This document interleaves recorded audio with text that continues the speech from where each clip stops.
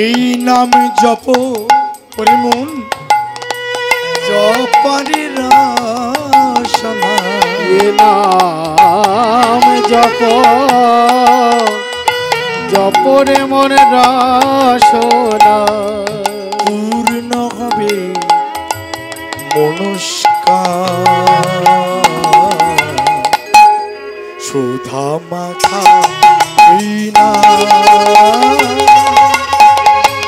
কৃষ্ণকে সবে কৃষ্ণকে সব সুধা মাখা এই নাম, হরি নাম মধু মাখা এই নাম, কৃষ্ণকে সব কৃষ্ণকে সুধা মাখা এই নাম।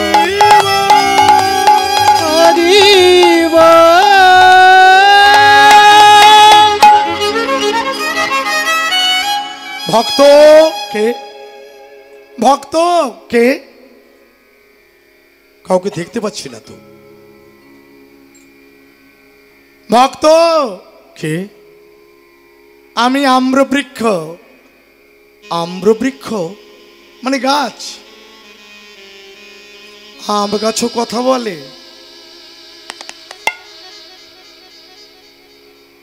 আরে গাছ, তুমি কথা বলছো? হ্যাঁ, তুমি আমার কথা শুনতে পেলে তো? কতজনে এই পথ দিয়ে যায়, কেউ শুনতে পায় না। তুমি শুনতে পেয়েছো। ভক্তমণ্ডলী, ভক্তিমতী মা, গাছেরও প্রাণ আছে, গাছও কথা বলে। এ কথা কে বলেছিল? মাইকেল কে বলেছিল গাছের প্রাণ আছে? ক্ষুদিরাম। কে বলেছিল? কে বলেছিল? আমার বোন বলবে। আচার্য জগদীশচন্দ্র কে বলেছিল?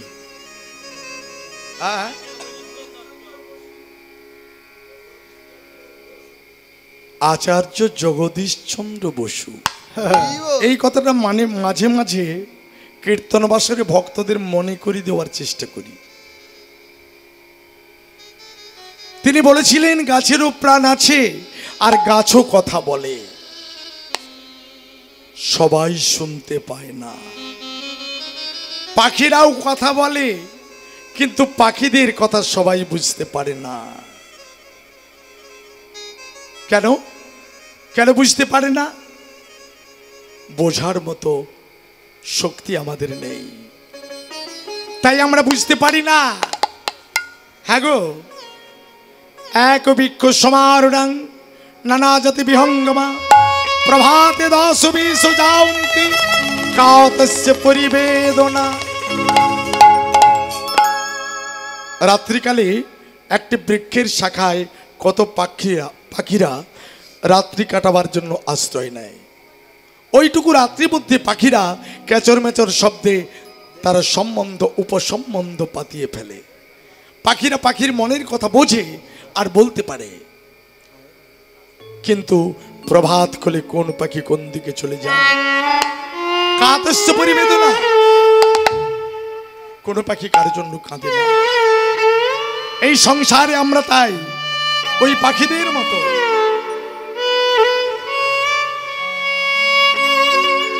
পিতা মাতা ভাতা ভগ্নী,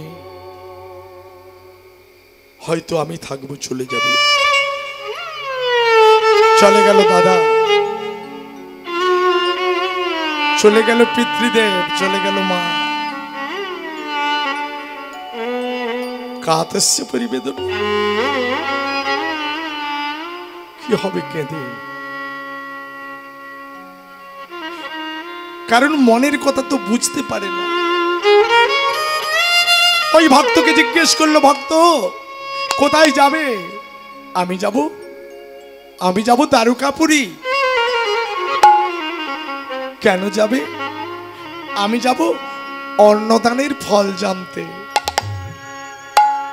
বাবা তুমি যখন যাচ্ছ, তুমি যখন আমার কথা শুনতে পেলে, আমার একটা কথা নিয়ে যাবে? আমার এই গাছে অনেক আম ফলে, একটা পশু পক্ষী কেউ খায় না, একটা মানবীয় পর্যন্ত আমার ফল খায় না।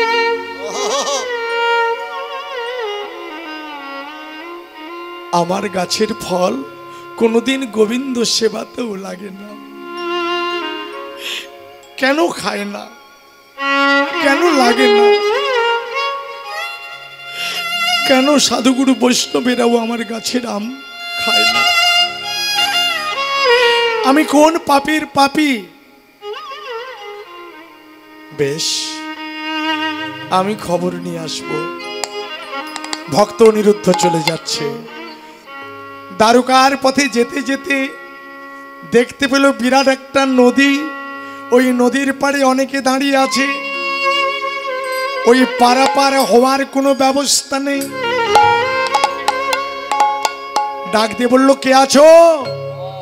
আমায় একটু পারাপার করে দেবে? তারা বলে উঠল, এই তুমি দেখতে পাচ্ছ না এতজনে দাঁড়িয়ে আছে, আর তোমায় পারাপার করবে? ওইখানে ছিল এক রাজা মহাশয়, তিনি এলেন। তিনি বলছে, হ্যাঁ কোথায় যাবে? আমি যাব দ্বারকাধীশের কাছে অন্নদানের ফল জানতে, আমায় একটু পারাপার করে দেবে? আমি যদি না যাই, আমি ফিরে না এলে আমার মায়ের হবে শিরচ্ছেদ। তবে আমি তোমায় একটা কথা বলতে পারি, তুমি আবার একটা খবর আনতে পারবে? আমার এই নদী বাঁধ প্রত্যেক দিন ভেঙে যায়, আর প্রত্যেক দিন গড়তে হয়। কেন? কোন অপরাধে আমার এই নদী বাঁধ প্রত্যেক দিন ভেঙে যায়? কেন আমাকে প্রত্যেক দিন গড়তে হয়? দিনের বেলায় বাঁধ বাঁধি, রাতের বেলায় ভেঙে যায়। বেশ, আমায় পারাপার করে দিন, আমি খবর নিয়ে আসব। সঙ্গে সঙ্গে নৌকোতে চাপিয়ে ওপারে শক্তি ওপারে পারাপার করছে আর যাচ্ছে। এই আরে চল চল চল, হেই মারো মারো টান, হেই আরে হেই আরে আই, চল চল চল, মাঝি যাচ্ছে। হেই মারো মারো টান, হেই আরে হেই আরে হেইয়া,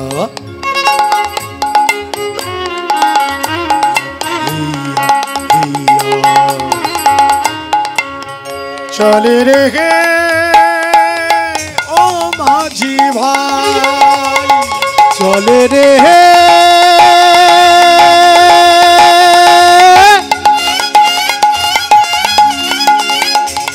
ও মাঝি ভাই, এই মারো মারো টানে হেইয়া হেইয়া হেইয়া, হেই মারো মারো টানে হেইয়া হেইয়া হেইয়া। ওপারে পারাপার করে দিয়েছে। যেই না পারাপার করে দিয়েছে, এইবার চলতে থাকছে। দেখতে দেখতে প্রায় 3 দিন কেটে গেল।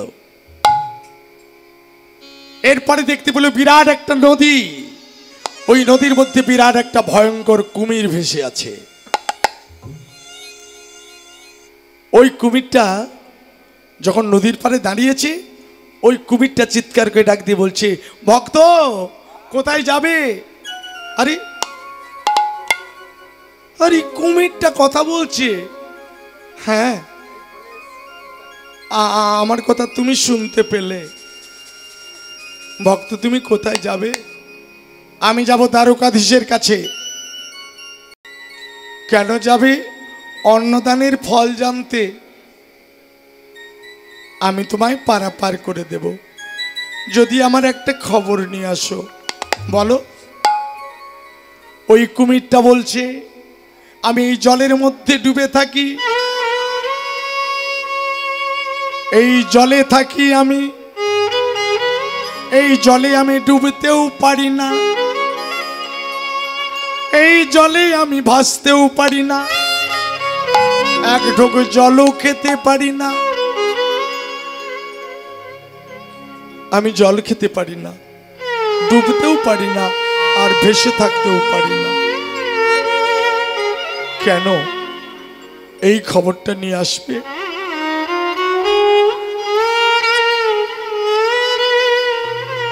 বেশ, তবে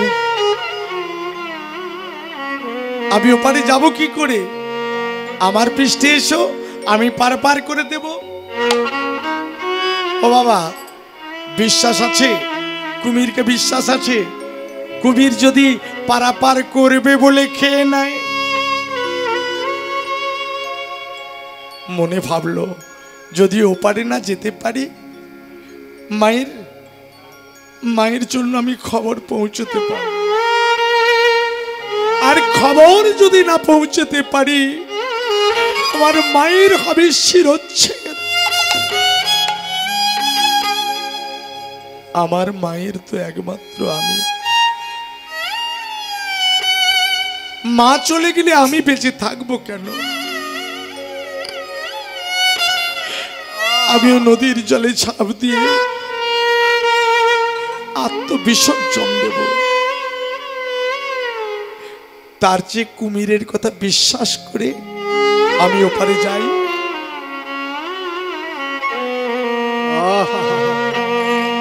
কুমিরের কথা বিশ্বাস করে ওই ভয়ঙ্কর কুমিরের পৃষ্ঠে চাপলো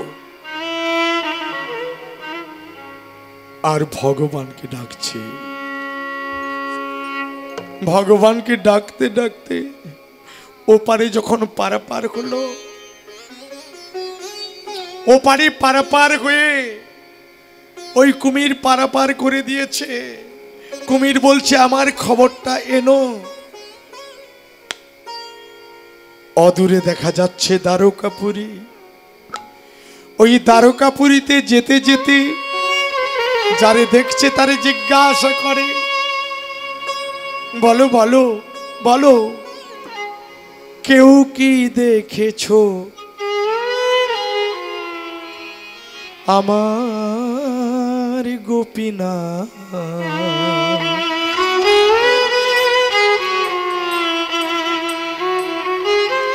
কেউ কি দেখেছো তারে? কেউ কি দেখেছো আমার গোপীনাথ? কেউ কি দেখেছো তারে? কেউ কি দেখেছো আমার গোপীনাথ? দেখেছো বাবা? কেউ দেখেছো? কেউ কি দেখেছো তারে? কেউ কি দেখেছো? বলো না গো। আমার গোপীনাথ কেউ কি দেখেছো তারে? বলো কেউ বলো না। কি দেখেছো আমার গোপীনাথ? কেউ কি দেখেছো তারে? বলে দাও মরি কোথা পাবো তারে? বলে দাও মরে আজি। বলে দাও মোরে কোথা পাবো তারে? কেউ কি দেখেছো গোপীনাথে? বলে দাও বলে দাও দ্বারকাবাসী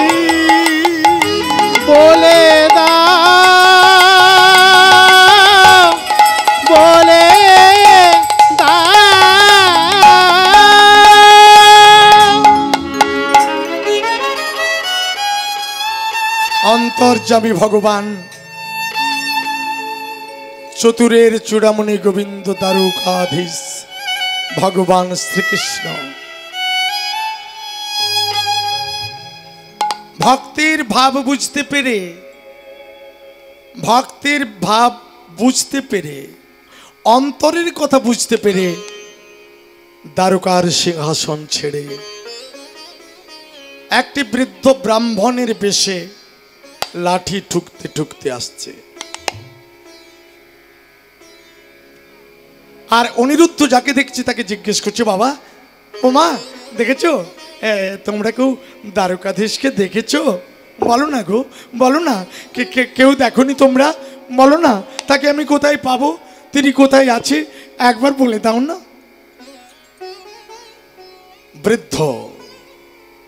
বৃদ্ধ বেশ কৃষ্ণ বলছে,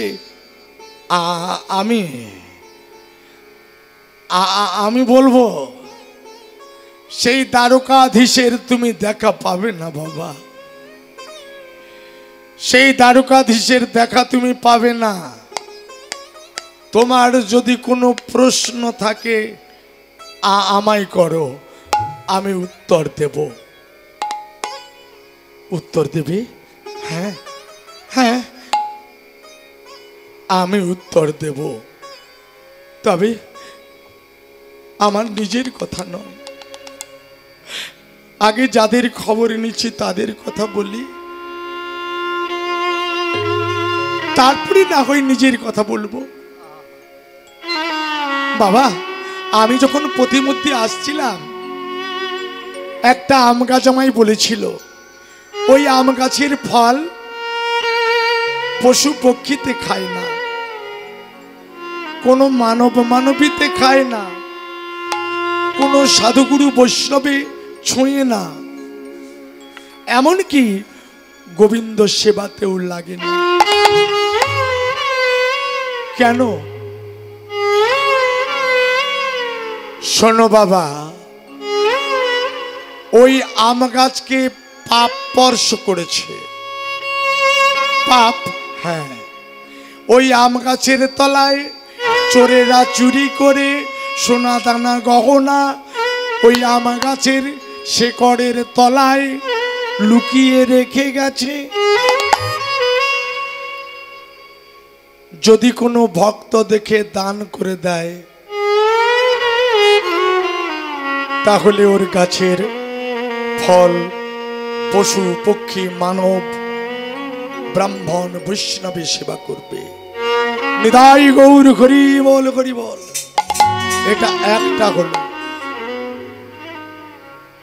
দ্বিতীয় প্রশ্ন, আমি যখন নদী পেরিয়েছিলাম, ওই রাজা মহাশয়ের প্রত্যেক দিন নদী বাঁধ ভেঙে যায় আর প্রত্যেক দিন গড়তে হয় কেন?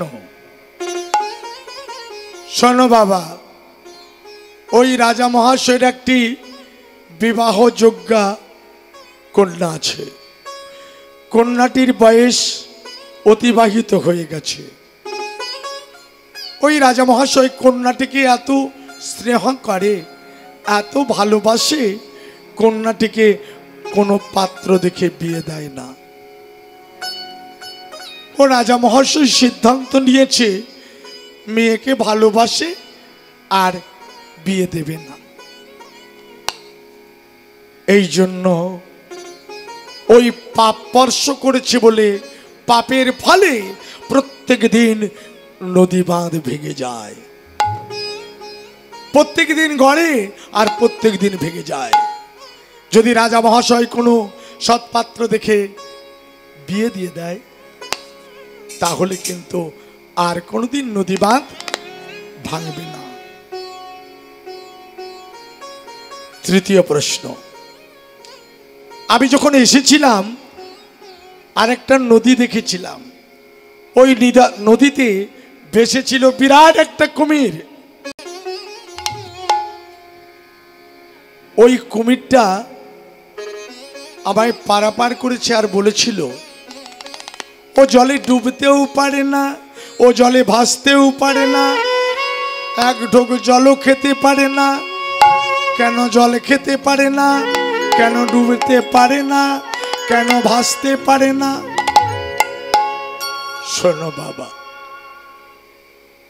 ওই কুমিরটা সারা জনম কত মানব মানবীকে খেয়ে ফেলেছে, তাদের হাড়গুড় হজম করে ফেলেছে, তাদের অঙ্গে যে সোনাদানাগুলো ছিল সেগুলো হজম হয় না। যদি ওই কুমির কাউকে উগরে বমি করে দেয় তবে কিন্তু ওই কুমিরটা চিরতরে মুক্তি পেয়ে যাবে। নিতাই গৌর হরি বল, হরি বল। কিন্তু রাজা মহাশয়ের অবস্থা কি হবে? শোনো বাবা, রাজা মহাশয় যদি তার কন্যাকে সুপাত্র দেখে বিয়ে দিয়ে দেয় তবে আর কোনোদিন নদী বাঁধ ভাঙবে না। নিতাই গৌর হরি বল। উত্তর পেয়ে ফিরে আসছে মনের আনন্দে, মনের আনন্দে চলেছে। রাধার মন হরি বল, জয় রাধার মন হরি বল, বল বল। রাধার মন হরি বল, নিতাই গৌর হরি বল। রাধার মন হরি বল, রাধার মন হরি বল, জয় রাধার মন হরি বল। রাধার জয় রাধার মন হরি বল, জয় রাধার মন হরি বল, বল বল। রাধার মন হরি বল, রাধার মন হরি বল। এই, দেখতে পেল আস্তে আস্তে বিরাট একটা জঙ্গল পড়েছে। তখন রাত্রিকাল, চারিদিকে ব্যাঘ্র ভল্লুকের গর্জন। যাব কি করে রে বাবা, আমি যাব কি করে, ওপারে যাব কি করে? হ্যাঁ, বিরাট জঙ্গল। দেখতে পেল অদূরে একটা মেজমেজ করে মশাল জ্বলছে, ছোট্ট একটা কুঁড়ে ঘর। আর ওই কুঁড়ে ঘরের কাছে গিয়ে ডাক দিচ্ছে যে আমাকে আজকে রাত্রিকালে থাকতে হবে। চারিদিকে ব্যাঘ্র ভল্লুকের গর্জন, আমি যাব কি করে? এই ভয়ে আমি যেতে পারছি না। রাত্রিকালে প্রবেশ করলো ওই ছোট্ট কুটিরের কাছে, গিয়ে ডাক দিয়ে বলল, কে আছো? কে আছো? আমায় একটু থাকার জায়গা দেবে? ওই কুটিরে ছিল একটা ব্যাধ। ব্যাধ বেরিয়ে এসে দেখতে পেল আরে আরে এ তো একজন বৈষ্ণব, একজন কৃষ্ণ ভক্ত। ঘটিতে করে, মানে একটা পাত্রে করে জল এনে বৈষ্ণবের চরণ ধৌত করে দিলেন। এইবার ভক্ত অনিরুদ্ধ বলছে, আজকে রাত্রিটা আবার একটু এই আশ্রমে রেখে দাও না বাবা। ভক্তমণ্ডলী, ভক্তিমতী মা, প্রতিটি ঘরে ঘরে নাও থাকলে কোনো কোনো ঘরে থাকে, কোনো কোনো ঘরে বাঘিনী থাকে। তার সঙ্গে সঙ্গে ঘর থেকে বউ বেরিয়ে এলো, মানে বেদিনী। ওই বেদিনী বেরিয়ে এসে, যাই, আরে কি হলো, আজকে তুমি কাকে রাখতে চাইছো? বলে কেন, এই ভক্ত রাত্রিকালে কোথায় যাবে? আমার এই কুটিরে থাকবে। মানে না না, ওসব হবে না। কেন? বলছে তুমি জানো না এই কতগুলো মাত্র চাল এনেছো, রান্না করে দুজনে খাবো, তা না হলে একজন ভাগ বসাবে। বলে একজন ভাগ বসাবে? বলে শোনো, তুমি যদি না দেবে তো না দাও, তবে অর্ধেকটা ভাগ করে তুমি খেয়ে নাও। আমি না হয় আজকের বৈষ্ণব সেবা দিয়ে অনাহারি থাকবো।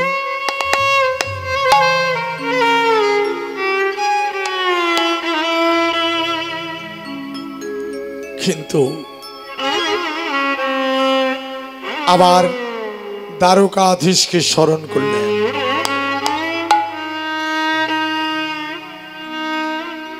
কেন স্মরণ করলেন? পরের কথা করলো, নিজের কথা তো করলো না।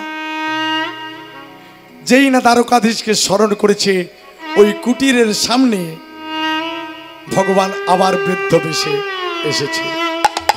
ভক্ত, আমায় তুমি আবার স্মরণ করলে কেন? বলে, বাবা, আমার তো আসল কথাটা বলা হলো না। আমি আমার মা দুজনে রাজার বাড়িতে কর্ম করে আদেশের চাল পাই, তার অর্ধেকটা আমার গোবিন্দকে নিবেদন করে মা ছেলে সেবা করি, আর অর্ধেকটা মাঝে মাঝে ব্রাহ্মণ বৈষ্ণবকে সেবা দিই। ও, এটা তোমার বাকি থেকে গেছে, তাই না? শোনো, ওই রাজা মহাশয়ের একটা শূকর আছে, আর ওই রাজা মহাশয়ের রানীমা গর্ভবতী, আর ওই শূকরটাও গর্ভবতী। তবে রাজা মহাশয়ের একটা ছেলে হবে। রাজা মহাশয় ছেলে হওয়ার 1 ঘন্টা পরে শূকরের বাচ্চা হবে। ওই শূকরের বাচ্চাটা বলবে, অন্নদানের ফল কি? আবার সেই বৃদ্ধটা যেন সঙ্গে সঙ্গে কোথায় চলে গেল। অনিরুদ্ধ দেখতে পেলেন না। এইবার বেদিনী বাধা করছে, না না, আমার এই কুটিরে রাখা যাবে না। বেদ বলছে, তুমি খেয়ে নাও, আমার অংশটা আমি বৈষ্ণবকে সেবা দেব। রাত্রিকালে বৈষ্ণব সেবা দিল। বৈষ্ণব সেবা দিয়ে রাত্রিকালে ওই কুটিরের মধ্যে বেদিনী খেয়ে শুয়ে পড়ল, আর বেদ অনাহারে ঘুমিয়ে গেল। ভক্ত অনিরুদ্ধকে শোয়ার ব্যবস্থা করে দিল। কিন্তু বাবা, অধিক রাত্রিতে চারিদিকে ব্যাঘ্র ভল্লুকের গর্জন, চারিদিক থেকে ব্যাঘ্র ভল্লুকের গর্জন। এমন সময় একটা বাঘ ছুটে ছুটে আসছে, ওই কুটিরে প্রবেশ করলো, আর কুটিরে প্রবেশ করে ওই বেদিনীকে ওই বাঘটা তুলে নিয়ে চলে গেল। ওই বাঘটা বেদিনীকে খেয়ে ফেললো। আবার কিছুক্ষণ পরে ভক্ত বুঝতে পেরে ঘরের ধান্নার উপরে বসে আছে লুকিয়ে, পাছে বা আবার বাঘ আসে। তাই হলো, কিছুক্ষণ পরে আবার ওই বাঘটা গর্জন করে ঘরের মধ্যে প্রবেশ করল, ওই বেদটাকে তুলে নিয়ে চলে গেল। কিন্তু ভক্ত অনিরুদ্ধ দেখলো, একই ঘটল। বেদিনী না হয় বৈষ্ণব সেবা দেয়নি, কিন্তু এই বেদ তো বৈষ্ণব সেবা দিয়েছিল। এই ব্যাধের কি অপরাধ করলো? এই বেদকে কেন বাঘটা খেয়ে ফেললো? হে বিধাতা, ভগবান তুমি এখনো নীরব।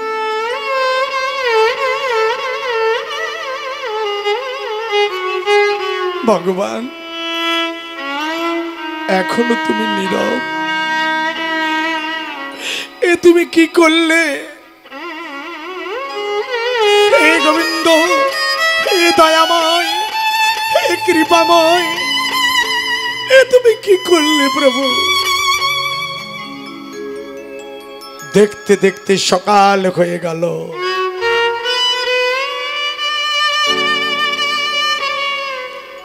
দেখতে দেখতে সকাল হয়ে গেল। এসে দাঁড়ালো কুমিরের কাছে। কুমিরটাকে ডাক দিয়ে বলল, কুমির। কে? ভক্ত, তুমি এসেছো? হ্যাঁ, আমি এসেছি। খবর নিয়েছো? হ্যাঁ, আমি খবর এনেছি। শোনো কুমির, তুমি সারা জনম যত মানব মানবীকে খেয়েছো তাদের হজম করে ফেলেছো, কিন্তু তাদের অঙ্গের সোনা দানাগুলো তুমি হজম করতে পারোনি। সেগুলো তোমার পেটে জমাট বেঁধে আছে। যদি তুমি কোনো ভক্তকে বমি করে উগরে দাও, তবে তুমি সারা জনমের মতো মুক্তি পেয়ে যাবে।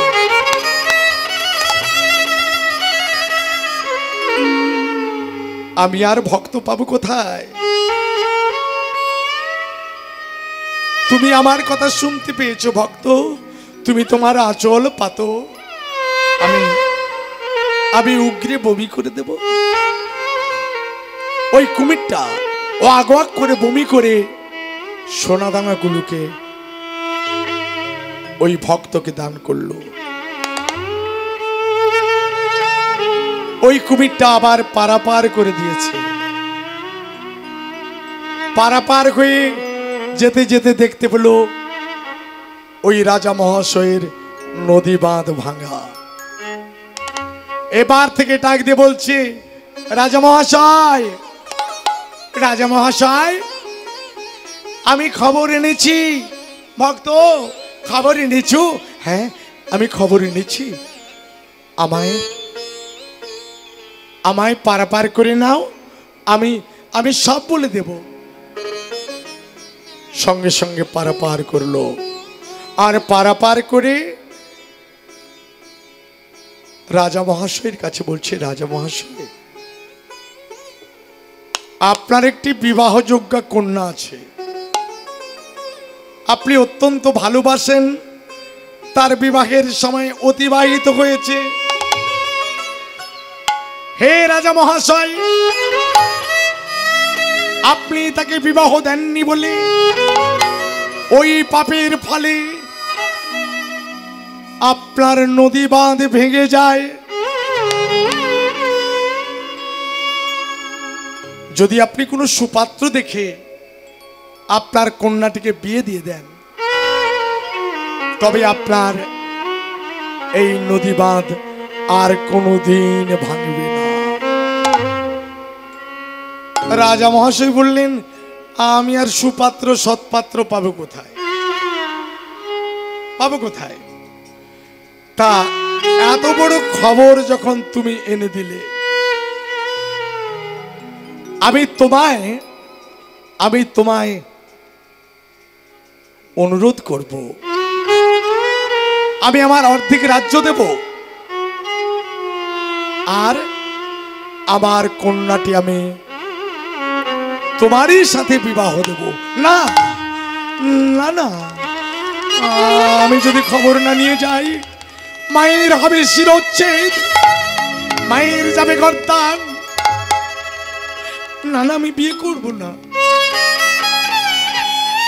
আমি তোমায় পারাপার করে দেব, পালকিতে করে পৌঁছে দেব, বিলম্ব করব না। ওই অনিরুদ্ধের সঙ্গে রাজকন্যার বিবাহ দিলে। যেই না বিবাহ দিয়েছে, এই যে বাবা মায়েরা, এখন বিবাহের সময় একটা মন্ত্র পাঠ করানো হয়। এই এসো, বিবাহের সময় মন্ত্র পাঠ কি করে জানো?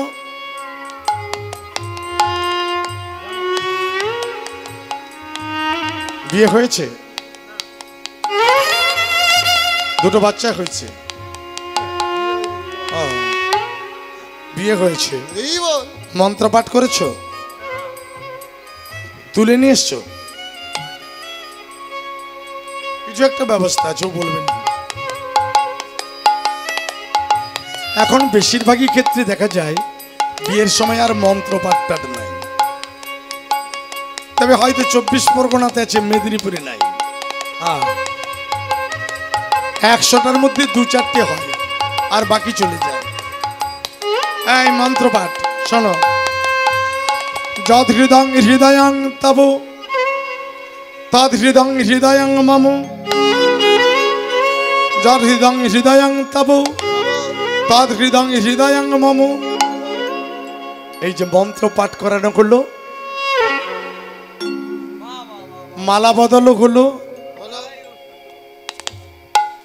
রাজা মহাশয় আর দেরি করলেন না, পালকিতে করে বর বউ চেপেছে আর কন্যা যাত্রীরা দলে দলে যাচ্ছে। বিয়ে হয়ে গেছে,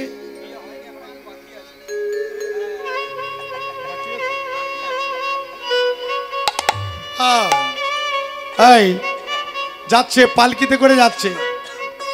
পালকি চলে রে, পালকি চলে রে, পালকি চলে রে, পালকি চলে রে। হুন হুন না, হুন হুন না না, হুন হুন না, হুন হুন না, হুন হুন না না, হুন হুন না, হুন হুন না, হুন হুন না।